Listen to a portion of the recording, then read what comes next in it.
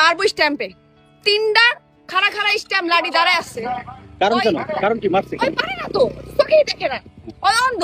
উস্কো খুস্কো চুল, পরনে ময়লা পোশাক আর মুখে স্পষ্ট দারিদ্র্যের ছাপ। প্রথম দেখায় মানসিক ভারসাম্যহীন নারী ভেবেই এড়িয়ে যাবেন কেউ। সামাজিক মাধ্যমে ভেসে বেড়ানো ভিডিওর সেই নারী আর কেউ নয়, এ সময়ের জনপ্রিয় অভিনেত্রী কেয়া পায়েল।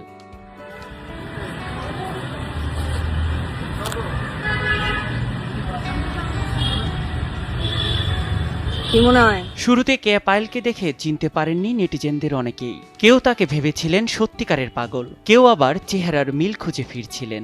মেকআপ, কস্টিউম আর অভিনয়ে নিজের আসল পরিচয় মুহূর্তের জন্য মিলিয়ে দিয়েছিলেন অভিনেত্রী। তার এমন ভিন্নধর্মী লুক এবং অভিনয় প্রশংসা কুড়াচ্ছে ভক্তদের। আরেক পাগল বিচার চাই এটারও। ভিডিওটি পোস্ট করেছেন ছোট পর্দার অভিনেতা ফারহান আহমেদ জোভান, যেখানে মানসিক ভারসাম্যহীন মানুষের সাজে অভিনেত্রীকে বলতে শোনা যায় কেউ একজন তাকে বল ছুড়ে মেরেছে এবং সে বিচার চায়। ভিডিওর শেষাংশে দেখা গেছে জোভানের এক ঝলক। দর্শকের বুঝতে বাকি নেই এটি কোনো নাটকের শুটিংয়ের দৃশ্য।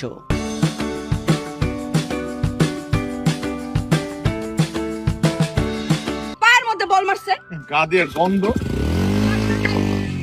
জোভানের পোস্ট করা সেই ভিডিওটি নিজেও শেয়ার করেছেন কেয়া পায়েল। ডায়লগের সূত্র ধরেই ক্যাপশনে লিখেছেন বিচার চাই। দুজনের কেমিস্ট্রি আগে থেকেই দর্শক প্রিয়তায় স্থান করে নিয়েছে।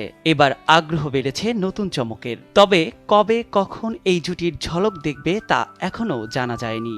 আনুষ্ঠানিকভাবে জানানো হয়নি নাটকের নামও। কাজের প্রতি কেয়া পায়েলের এই একাগ্রতা ও সাহসিকতার প্রশংসা ছড়িয়েছে চারপাশ।